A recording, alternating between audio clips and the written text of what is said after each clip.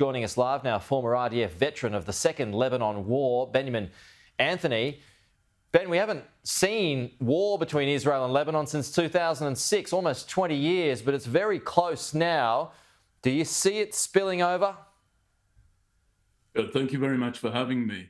I don't think that anybody knows whether it's going to spill over or not. I do believe that there is a very strong sentiment in Israel, among Israelis, that the time has come to severely injure the abilities and the capabilities of Hezbollah. The fact of the matter is that 12 individuals, 12 young people playing soccer in northern Israel were murdered in the course of undertaking the perfectly ordinary. That cannot be tolerated. It must not be tolerated. And with all due respect to our friends, including the Americans, I very much doubt that they would accept the standard of hanging fire in the face of such a national tragedy as the one that Israel has just faced. So I think that the sentiment in Israel definitely to push back. What do you do, Ben? What do you do that then isn't too much that Hezbollah or whatever Iran's puppets do doesn't cause a bigger war? Well, I think the first thing to do is not act out of fear of that eventuality. Israel has a very strong military. It's very capable. It's showing its capabilities in the south, despite the shock following the atrocity of October the 7th.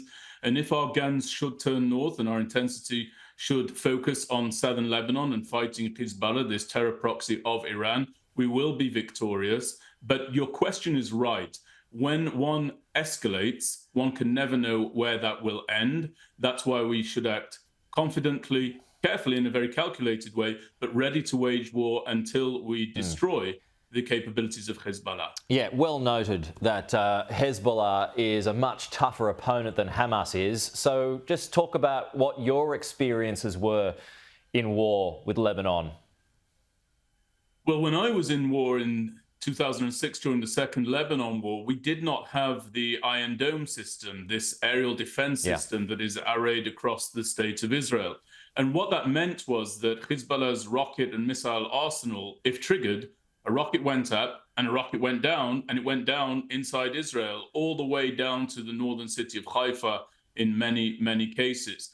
The inability to intercept, though, Peter, I want your viewers to understand, meant that there needed to be rapid and decisive decisions taken very, very swiftly to move into southern Lebanon, inflict as much damage against Hezbollah's capabilities as we possibly could, and then to bring quiet back to our borders. That quiet largely held between 2006 and 2024, but it's been breached now, and in order to return it, and more importantly, in order to bring our civilians back to their homes in northern Israel, 60,000 of them have been evacuated since October the 8th.